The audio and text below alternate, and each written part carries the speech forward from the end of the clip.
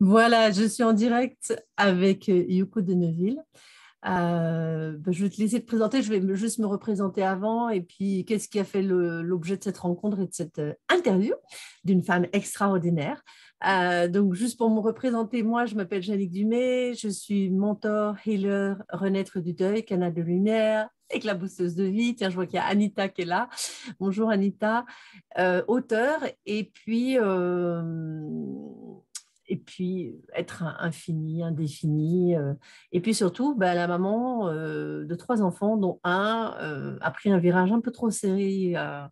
Alors, je parle au sens figuré, parce qu'il est mort de maladie, mais il est mort à 28 ans, donc en août 2020.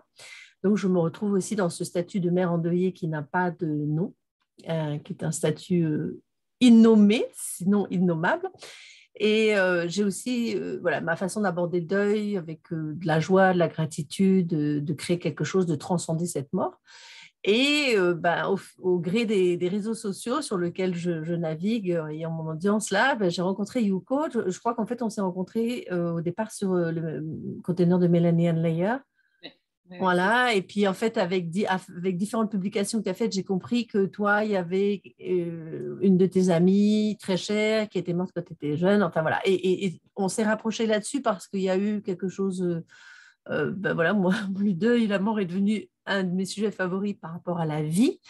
Et par rapport à ce que tu avais traversé, je me suis dit que ça serait intéressant qu'on ait une conversation public pour partager aussi ce qui est possible quand on vit ce genre de choses. Bon, je vais te laisser d'abord te présenter, de ton activité, puis après tu reparleras effectivement de ce deuil et de comment ça t'a permis de te construire aussi. Merci, merci Yannick de me donner cette opportunité de partager avec toi sur ce sujet. Alors pour me présenter rapidement, moi c'est Yuko de Neuville. Je suis donc maman aussi de deux filles qui ont 8 ans et 10 ans. On vit en Floride.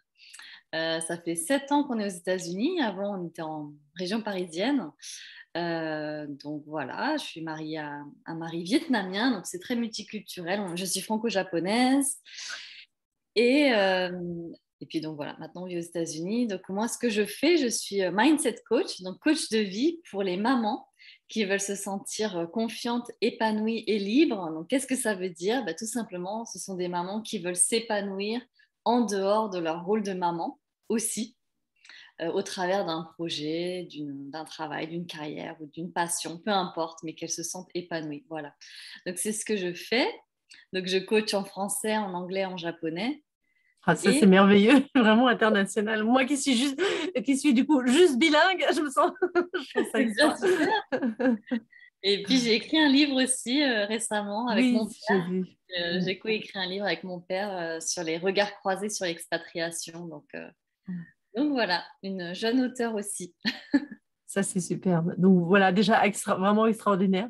Et puis souvent, en fait, il y a des personnes comme ça, quand je dis, mais c'est extraordinaire, en fait, souvent, on ne se rend pas compte. Pour toi, c'est normal d'être international, peut-être d'être polyglotte, enfin, voilà, et qu'en fait, ben, pour d'autres personnes, c'est juste extraordinaire. Déjà de maîtriser une deuxième langue, enfin, déjà de maîtriser leur propre langue, c'est compliqué. Donc voilà, pour moi, c'est déjà extraordinaire. Et puis ce parcours-là, ben, il s'est construit quand même avec ce qui t'est arrivé quand tu avais 26 ans. Oui, tout à fait. Tout à fait. Donc oui, j'ai du coup, à l'âge de 26 ans, j'ai perdu ma meilleure amie, en fait, Vi, qui s'appelle Vi, qui, Donc voilà, VY. Hein. VY, ouais, Ouais, ça. qui était donc pleine de vie, VIE. Et donc, voilà, enfin, c'est toujours hein, ma meilleure amie, ma témoin de mariage aussi, et avec qui on a traversé énormément de moments. On a vécu ensemble, on a fait une colocation ensemble à Nice, on a fait nos études de commerce ensemble. Tu la On a- connaissais depuis quel âge? je l'ai connue depuis l'âge de 9 ans. 19 ans. D'accord. Euh, on s'est connus à l'école de commerce en fait, et puis on a fait nos études ensemble très rapidement. On s'est rapprochés parce qu'on habitait juste à côté l'une de l'autre, donc on faisait le trajet ensemble. On a fait nos projets de travail ensemble, nos devoirs. Puis ensuite, c'est là où on a décidé de vivre ensemble dans le cadre des études. On est parti à Nice, puis ensuite à Liverpool, à Londres. Puis voilà, après nos chemins se sont séparés puisque moi je suis allée au Japon, étudier au Japon, puis elle à Madrid. mais on est toujours resté en contact. Et puis voilà, Une notre amitié amitié étudiante très forte, quoi. très forte, voilà, une amitié Mm. très forte. Puis ensuite, grâce à elle, j'ai rencontré mon mari parce qu'elle m'a emmenée à une soirée du Nouvel An, en fait, où c'était une soirée plutôt vietnamienne, mais bon, où il y avait que des Vietnamiens et elle, elle est vietnamienne, vie. Et du coup, bon, je lui ai dit, mais t'es sûre que je peux y aller? Je suis pas vietnamienne. Elle m'a dit, oui, oui, viens, viens. Effectivement, quand je suis arrivée à la soirée, il y avait que des Vietnamiens, bon, quelques Français, mais peu. Et là, j'ai rencontré mon mari, donc voilà, c'était pas du tout prévu, mais Oui, donc est-ce que tu me disais, ça c'était combien de temps avant sa mort? ça, c'était, j'ai rencontré mon mari en 2003, du coup, et puis elle est décédée en 2010, donc ça, c'était 7 ans plus D'accord, tôt. d'accord. Mais tu m'avais un peu dit l'autre fois quand on avait conversé que c'était comme si elle t'avait permis ça aussi, enfin, elle t'avait laissé ce cadeau aussi avant de partir. Oui, c'est ça. Bah, en fait, c'est vrai qu'elle a mis sur mon chemin mon mari, puis ensuite, elle a organisé mon mariage en 2010. Donc, 7 ans plus tard, je me suis mariée, puis c'est elle qui a organisé vraiment tout, la déco, le planning du mariage et tout ça. Et elle est partie 6 mois après mon mariage. Donc, c'est pour ça, dans ce sens-là, que vraiment, c'est comme un ange qui est passé dans ma vie, qui m'a fait premièrement réussir mes études de commerce, parce que grâce à elle, elle était vraiment moteur. Elle me disait, Yuko, il faut que tu bosses, il faut que tu fasses tes devoirs et tout. Donc, elle m'a permis de réussir mes études, puis ensuite, elle m'a permis de rencontrer mon mari, et puis ensuite organiser mon mariage. Et puis, elle est partie 6 mois après. Ouais. Ouais, donc c'est beau comme tu le dis aussi, un ange qui est passé dans ta vie. Ouais. Quand même presque 10 ans, enfin pas tout à fait, mais ouais, ouais. C'est vrai que Elle t'a laissé plein de choses. Et donc, enfin, moi, je suis aussi curieuse de ça, puisque comme mon fils est mort à 28 ans, il a aussi des amis, ben, des amis étudiants, etc. Je suis curieuse aussi de voir moi, je vis ça en tant que mère. Toi, tu as vécu ça en tant qu'ami, donc très proche. Euh, Qu'est-ce qui se passe à ce moment-là aussi? Mhm. Là, maintenant, tu en parles assez sereinement, mais qu'est-ce qui se passe à ce moment-là, au début, la première année? Comment... Ouais. Ouais, bah c'est vrai que c'est arrivé soudainement parce que c'était pas une maladie, c'était un accident. En fait, Mhm. vraiment, c'est un accident. Donc, c'était le 27 décembre 2010. Donc, je m'apprêtais en fait le lendemain, je devais partir à New York, donc j'avais fait mes valises, j'étais prête, quoi, j'étais au lit. Et puis, je ne sais pas pourquoi ce jour-là, j'ai mis mon portable dans ma chambre, chose que je fais jamais, peut-être parce que j'avais peur de louper l'avion. Et puis, en fait, j'ai reçu un coup de fil d'une amie de vie qui était à l'hôpital et qui m'annonce qu'effectivement, elle a eu un accident dans le métro. Donc, sur le coup, je n'ai pas compris. Je me suis dit, mais un accident dans le métro, mais qu'est-ce qui se passe? Enfin, elle est tombée elle a été poussée dans le. J'ai cru qu'elle avait été poussée dans le rail, sur les rails, ou qu'elle avait eu un accident. J'ai pas compris. Elle me dit, elle a eu un accident. Elle a été poussée dans l'escalier du métro à Étienne Marcel, et elle est à l'hôpital. Donc, elle est dans le coma, quoi, en gros. Donc, du coup, je réveille mon mari, on se précipite en voiture, on va à l'hôpital. Et là, elle était, ben, comme on dit déjà, quand on dit quelqu'un qui bouge plus, enfin, elle est Oui, inconsciente, inconsciente. Oui. Mhm. inconsciente, allongée, avec avec ses parents, sa sœur autour d'elle, tout le monde pleurait.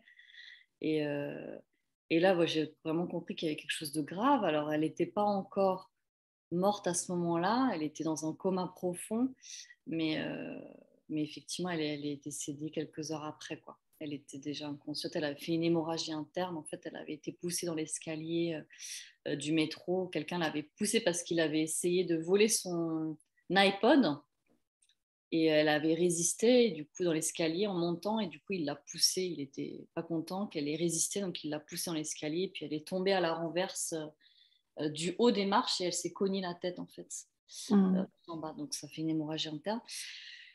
Donc, ça a été, ce qui a suivi, ça a été, ça a été forcément un choc, puis ça a été aussi tout de suite j'ai l'impression que j'étais comme dans une paralysie, quoi. Je savais pas trop, c'est un peu Ce bizarre. qu'on dit stupéfaite. Ouais, Voilà, un peu stupéfaite, et sous le puis coup. ouais, je... Ouais, c'est ça. Comme si c'était stupéfaite. Puis je sais pas comment décrire ça, mais j'étais l'impression d'être vraiment anesthésiée Ouais, de mes oui. sentiments, je savais pas. Je crois que j'étais plus en mode autopilote, quoi, où je devais aussi, je voulais être présente pour les parents de Vie, sa grande sœur. Je connais très bien leur famille, donc je voulais être présente pour eux. Tout de suite, on s'est mis en mode action, action, préparer l'enterrement, réfléchir aux fleurs, réfléchir aux lettres qu'il fallait écrire à la messe, enfin, tous ces genres de trucs. Tout de suite, on s'est mis dedans. Sans se laisser aller dans les émotions, en Ouais, fait. sans se laisser aller dans Mhm. les émotions. Puis moi, je ne me permettais pas trop non plus de ressentir tout ça, parce que j'avais aussi une culpabilité en me disant, est-ce que j'ai le droit d'être triste? Enfin, pas triste. Ses parents et sa sœur doivent être plus tristes que moi, quoi. Donc moi, il faut que je sorte, quoi. Oui, tu n'osais pas te permettre plus de tristesse qu'eux, puisque tu n'étais, entre guillemets, qu'une amie. Ouais, voilà. Il y avait aussi ça. C'est intéressant, ça, c'est intéressant. Ouais. Ouais. Du coup, Mm. il y avait aussi tout ça. Et puis, je pense que je m'autorise à être triste que quand j'étais toute seule dans mon coin, Ouais. chez moi. Aussi. Mais, mais bon, j'ai eu de la chance d'être bien entourée. Mes amis étaient là, ma sœur, mes parents, tout le monde a été présent. Voilà, quand j'ai dû faire le speech à la messe pour témoigner, là, ça a été un moment difficile. J'étais bien entourée aussi. Puis ensuite, il y a eu aussi toute la phase de procès, puisque comme ça a été un meurtre, on peut le dire, Oui, hein, c'était d'accord. un meurtre. Il y a eu tout le procès où il a fallu que je témoigne à la barre et puis que je sois face à la personne qui l'a poussé dans l'escalier. Enfin, il y a eu aussi tout ce moment qui a été très dur, qui a duré quelques années du coup, en plus. Oui, C'est parce que pas, ça s'est passé en 2000. ça s'est passé, l'accident a eu lieu en 2010, 27 décembre 2010, puis ensuite le procès a duré quelques années puisque quand j'étais enceinte de ma fille aînée en 2012, j'ai dû témoigner à la barre. Donc, D'accord. j'étais enceinte de ma fille et j'étais au tribunal. Donc, ça a Mm. duré 2 années. Donc, c'est difficile pour la famille aussi. Parce qu'on, Oui, par rapport à, ouais, et pour toi, pour faire, entre guillemets, ce qu'on appelle faire son deuil ou être en deuil, enfin voilà, être en paix, en tout cas, peut-être avec cette mort, c'est plus difficile quand il y a le procès, puisque ça réveille des choses, il faut en reparler, et puis d'une manière, effectivement, qui est assez sombre. Euh, ouais. ouais, ouais, je vois bien. Mais par rapport à, qu'est-ce qui s'est passé? Donc, à quel moment tu as cessé d'être anesthésiée ou à quel moment tu t'es permis d'exprimer quelque chose ou comment, enfin, tu construis à partir de là. Ouais. Ben, en fait, je pense que ouais, le fait que voilà, je me suis dit, ben, je veux avoir un enfant, etc. Moi-même, en fait, je pense que enfin, rapidement, entre guillemets, parce que 2 ans après, voilà, j'avais ma fille aînée. Je pense que peut-être au bout, ouais, je sais pas, j'ai du mal à définir en termes de durée, mais je pense que très rapidement, je me suis dit, ben voilà, la vie continue, puis moi, euh, je veux avancer, quoi. Et puis, je me disais aussi, qu'est-ce que Vie, elle souhaiterait, parce qu'elle a toujours, Ouais. elle voulait toujours que je sois heureuse. Enfin, euh, pour elle, enfin, je l'imagine toujours. Et puis, je me rappelle aussi de moments où je pleurais toute seule dans ma cuisine, et puis j'ai entendu un gros boom sur le placard, alors qu'il n'y avait personne. Et j'ai compris, Vie, elle est là, enfin, elle veut pas que je sois triste. Donc, très rapidement, en fait, je me suis dit, OK, allez, Yoko, il faut que tu avances, tu construis ta vie. Et donc voilà, donc on a fait avec mon mari, on a une fille aînée qui aurait dû du coup être la filleule de Vie, parce que Vie m'avait toujours dit, quand tu seras maman, je serai la marraine de tes enfants. Donc du coup, Je à regarde, ma il y a Elodie qui est là. Bonjour Elodie. Si vous avez des questions, si vous voulez aussi intervenir, vous pouvez nous envoyer des petits messages, hein. bonjour. Donc, voilà, c'était elle qui était prévue, enfin, c'était prévu qu'elle soit la marraine. Voilà, donc même, enfin, c'est la marraine en fait, puisque du coup, D'accord, à ma fille Amy, du coup, on lui dit, ben voilà, ta marraine, c'est Vie, elle est dans le ciel, c'est ton ange et tout, donc elle a conscience que sa marraine, d'accord, c'est c'est son cool. incarnation. Ouais, Ouais. ouais, ouais. Donc ça, c'est cool. Il y Donc la a- vie ouais, continue. la vie continue. Est-ce que tu es, parce qu'il y a beaucoup de gens, enfin, moi je vois un peu dans les jeunes, parfois on peut se dire que quand tu vis quelque chose comme ça assez jeune, tu peux aller vers peut-être un sentiment d'injustice. Toi, tu as parlé de culpabilité tout à l'heure. Est-ce qu'il y a eu de la colère aussi? Euh, Comment c'est venu pour toi? Comment ça s'est produit? Oui, oui, oui. Ben, ouais, il y a eu tout un tas de sentiments. Ben, déjà la colère par rapport à l'acte. Enfin, Mhm. et puis pourquoi vie aussi, pourquoi ça lui arrive à elle, pourquoi cet acte est arrivé, pourquoi cet homme l'a poussé, enfin plein de choses, plein de colère. Culpabilité aussi dans le sens... mais ça, je l'entends souvent, des personnes qui perdent un être proche, mais il y a aussi eu des regrets parce que juste avant qu'elle parte, on s'était un peu disputé parce que pour certaines raisons, on s'était disputé. Puis, et du coup, c'est vrai que j'aurais aimé que quand elle parte, ce soit un moment où on soit en super terme. Que, voilà. Mhm. Mais Mhm. en fait, bah, elle m'en voulait parce que j'avais pas été assez présente. Enfin, j'avais pas été assez présente parce que bah, j'étais jeune mariée, j'étais sur mon petit nuage. Hein. Ça faisait 6 mois que j'étais mariée, j'étais un peu sur mon nuage, etc. Puis on n'avait pas la même vie puisqu'elle était célibataire à ce moment-là. Puis et donc ouais, il y a un moment où j'ai pas été assez présente pour elle. Puis du coup, elle m'en voulait. Et heureusement, enfin quelque part. Avant qu'elle parte, j'ai pu lui mettre dans sa boîte aux lettres. Je me rappelle, c'était le 24 décembre pour Noël. Dans sa boîte aux lettres, je lui ai mis un livre. Je lui ai posté, je lui ai mis, parce qu'elle habitait à côté de chez moi, à 10 minutes en voiture de chez moi. Donc j'ai mis un bouquin, L'entrepreneuriat pour les nuls, parce qu'elle voulait être entrepreneur.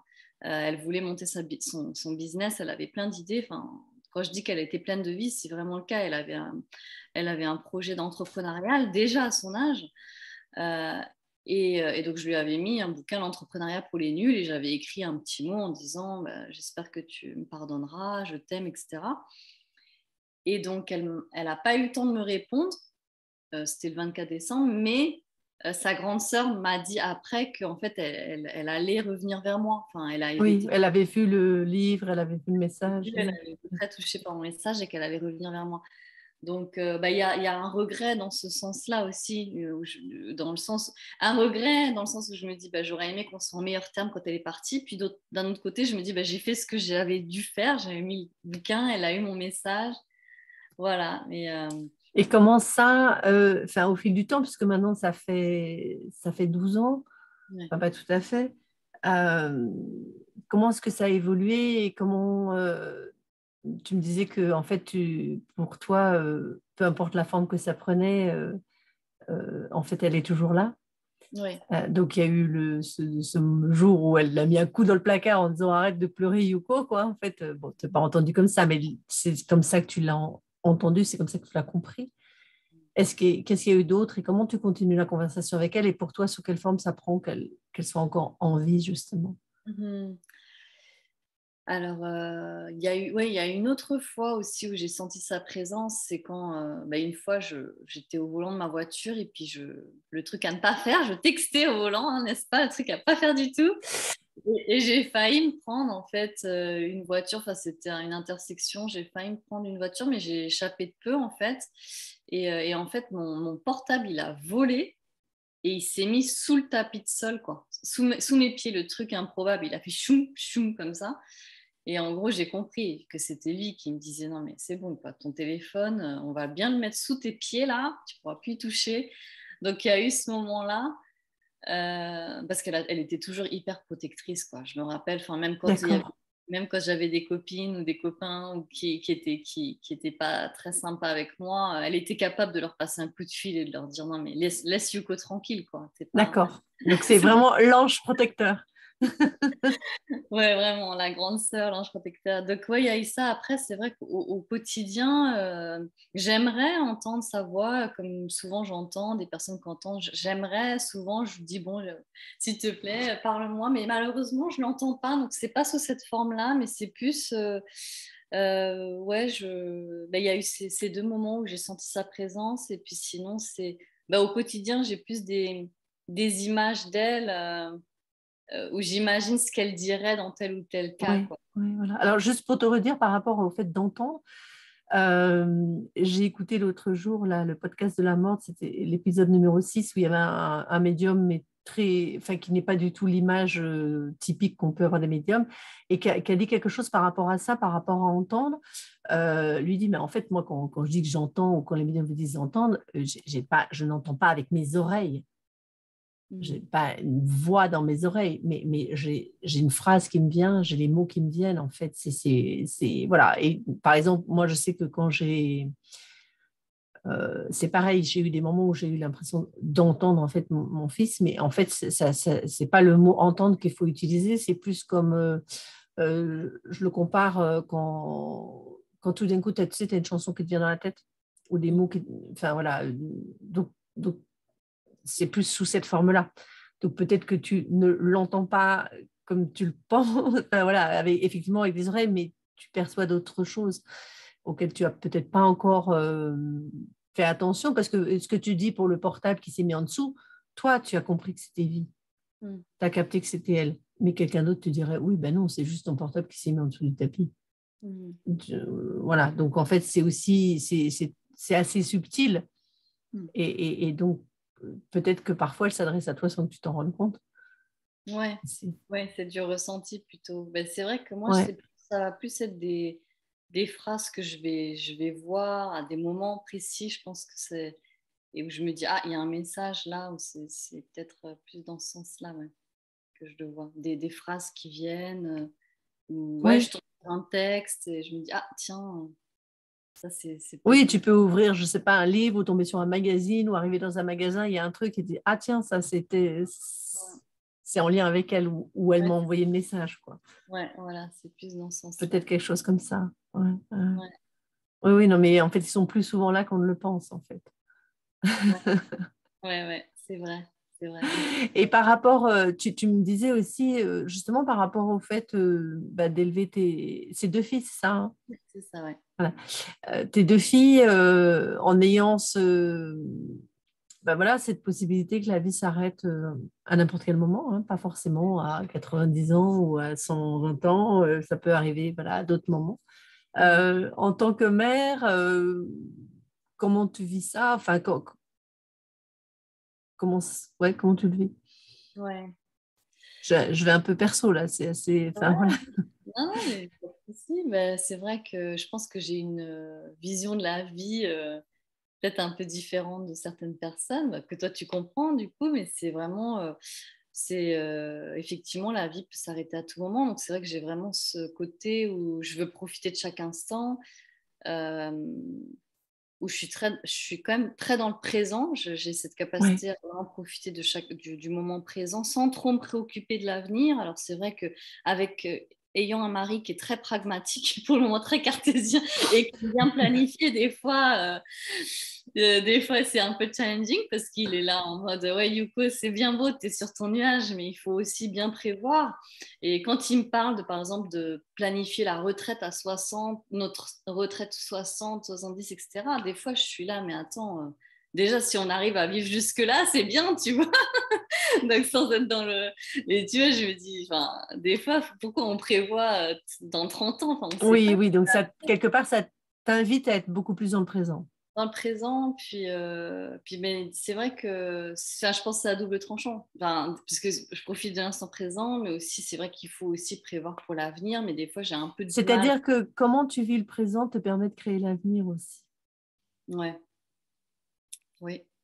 Je pense que en même temps, je suis beaucoup plus sereine. Le fait d'être Oui. vraiment présent, et du coup, j'ai pas envie de changer ça non plus, parce que Tu t'angoisses pas pour l'avenir. je m'angoisse pas. C'est vrai que je suis assez zen, peace. Mais bon, ça, j'ai toujours été, je pense. Même Mhm. avant de perdre vie, j'étais enfin, plutôt quelqu'un de, comment dire, qui voyait le verre à moitié plein, déjà. J'étais Ouais. déjà comme ça, donc ça m'a pas changé.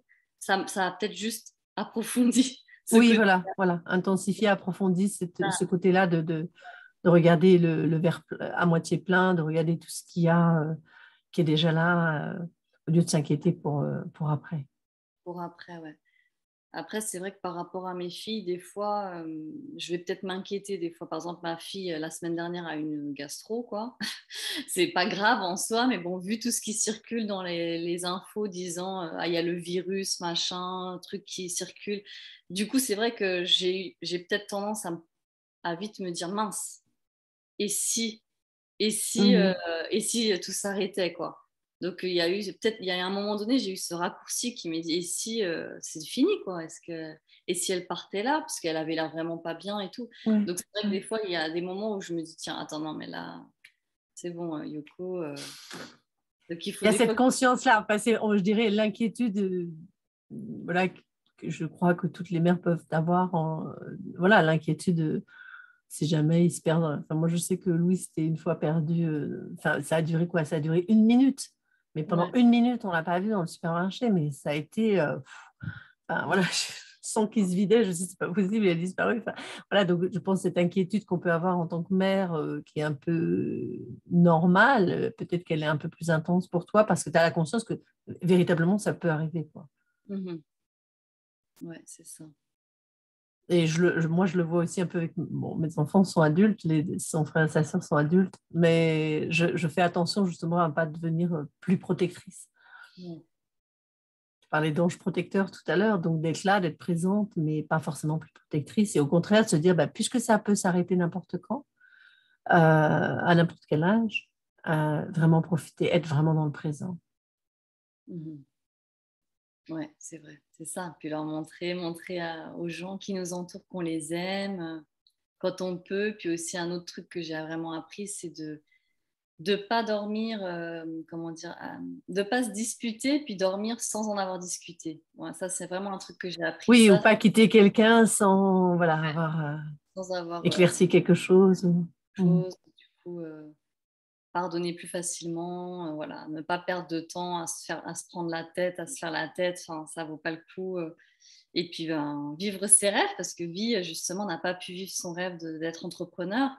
Elle avait aussi un rêve comme je pense beaucoup de filles de son âge, à 27 ans, elle de vouloir se marier, d'avoir des enfants un jour, et tout ça, elle n'a pas pu le faire. Donc c'est vraiment, je pense que j'ai du coup vraiment, c'est pour ça que, aussi que je coach maintenant les mamans aussi à devenir épanouies, c'est de ne pas attendre. Pour moi, je dis toujours, il est jamais trop tôt pour Ouais. commencer quelque chose, mais c'est vraiment se C'est mettre. pas mal ça, oui, oui, oui, parce que bon, il y a toujours, il est jamais trop tard, hein, que moi j'entends un peu plus à 59 ans, il est jamais trop tard, Ouais, mais il n'est jamais non plus trop tôt, ça sert à rien d'attendre. ça sert à rien d'attendre parce que j'entends Ouais. tellement de mamans qui disent ah, ben, je vais attendre que mes enfants ils ont 15 ans pour m'occuper de moi ou je vais attendre ceci, cela, que mes enfants soient, voilà, qu'ils aient réussi leurs études pour m'occuper de moi. Mais non, non, je leur dis non, n'attendez pas. Enfin, occupez-vous de vous aussi Maintenant. maintenant. Et puis voilà. Ouais, pas attendre.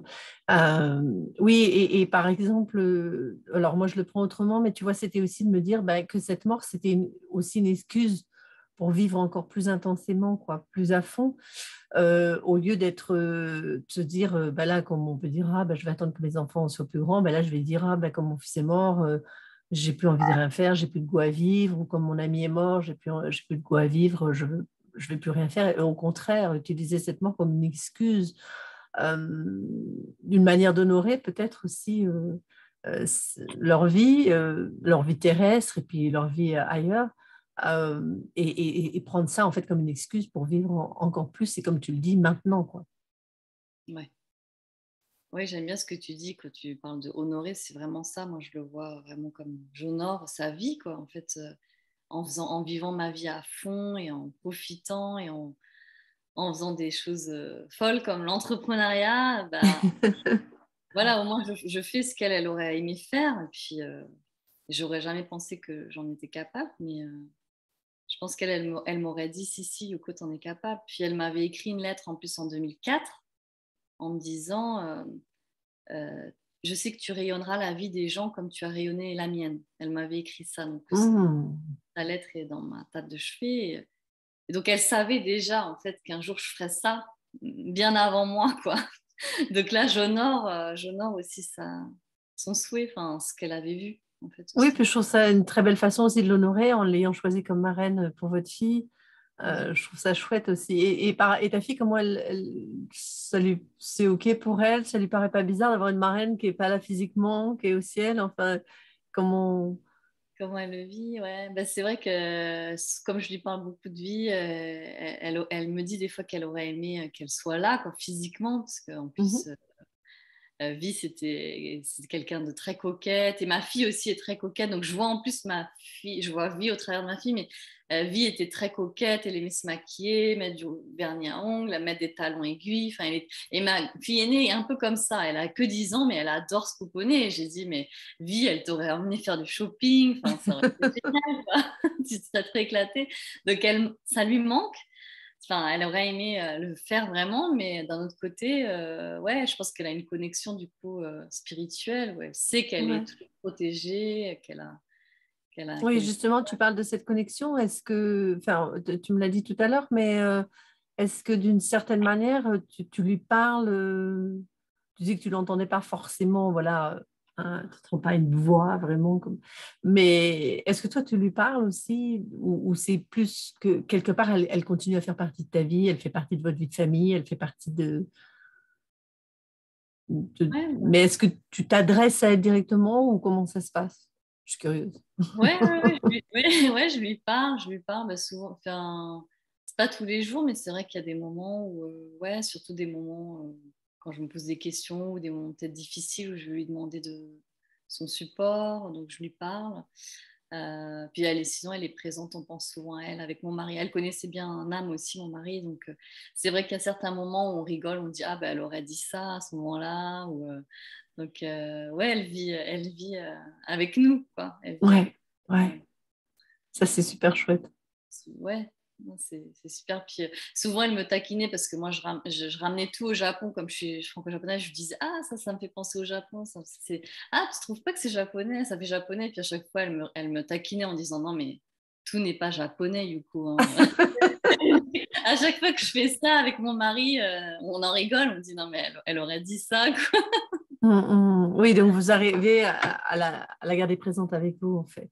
Ouais, c'est ça. Ouais, ouais. Et alors, du coup, je vais te poser la question que je t'ai posée tout à l'heure avant qu'on démarre, mais je vais te la reposer, en fait. Qu'est-ce que par rapport, en tout cas, à cette expérience, hein, je ne te parle pas dans ton métier de coach et avec les mamans, mais même si forcément ça déteint sur toi et enfin, la façon dont tu es aussi dynamique et que tu rayonnes autant, c'est à travers aussi ce que tu as vécu, à travers aussi ce deuil, à travers cette mort. Mais les trois messages que tu avais envie de laisser par rapport à voilà, cette mort, ce deuil, cette de vie qui continue dans un ailleurs, un peu Ouais. mystérieux, mais qui est quand même ailleurs, qui continue quand même. Tu t'en souviens de ce que tu m'as dit? Tu veux, tu veux que je te souffle? Crois que le premier, si le premier, je me rappelle. Le premier message, c'était que la vie continue. Du coup, Ouais, pour moi, la vie continue après la mort, puisque ben voilà, la vie est toujours avec moi, sous une autre forme, mais elle est toujours là. Puis moi, je continue à vivre aussi, quoi, à faire ma vie, à vivre aux États-Unis, à être avec mes deux enfants, mon mari, voilà. Donc je continue de vivre. Le deuxième, ben, je crois que c'était un peu lié du coup au deuxième message. mais c'était que voilà, la personne est toujours avec nous, donc effectivement, ça se reprend. Ouais, que la personne est toujours avec nous. Et ce que tu avais dit aussi, c'est que ouais, peu importe la forme, en fait. Ouais. Peu importe la forme que ça prend. Voilà, pour toi, ça prend cette forme-là. Pour moi, ça va être différent. Je pense que enfin, pour chaque personne, ça va être différent. Et c'est OK. Ouais, Et c'est ça. puis, en dernier, c'était voilà, de vivre la vie à fond, c'est ça? De vivre la vie à fond, de profiter de chaque instant parce qu'on ne sait pas quand est-ce que ça va s'arrêter. Alors, sans forcément être dans le oh mon Dieu, si tout s'arrête demain. Non, pas dans ce sens-là, mais vraiment profiter de chaque instant, de dire aux gens qu'on les aime Ouais. et puis, de saisir chaque opportunité. J'ai envie de dire aussi de ne pas attendre, de ne pas repousser à demain ce qu'on peut faire aujourd'hui. Oui, pas vivre demain, mais vivre maintenant. Mm. Exactement. Mm. C'est Cool. pour, c'est pourquoi je rentre en France cet été pour voir ma famille, parce que je ne vais pas repousser. Ça fait déjà Oui, 3 ans. j'ai entendu que ça faisait 3 ou 4 ans que tu n'étais pas rentrée en France. Ouais. Voilà, donc je vais. Et puis j'en profiterai pour voir la famille de Vie aussi, puis d'aller faire un tour au cimetière aussi, lui déposer des fleurs. Ouais. Ouais. Ouais. Oh, bah, c'est chouette. Bon, ben, on va s'arrêter là-dessus. Voilà, sur vivre la vie à fond et vivre la vie au présent et profiter de chaque instant. Et merci. Merci à toi. Merci à Vie, parce que c'est sûrement elle qui nous a fait rencontrer aussi. Oui. Et puis, au plaisir. Et puis, bah, je remettrai peut-être les liens en dessous de la vidéo si vous la regardez en différé pour pouvoir contacter Yuko si vous avez des questions à lui poser. N'hésitez pas. Alors, on va arrêter déjà Ah, l'enregistrement. oui. Hop.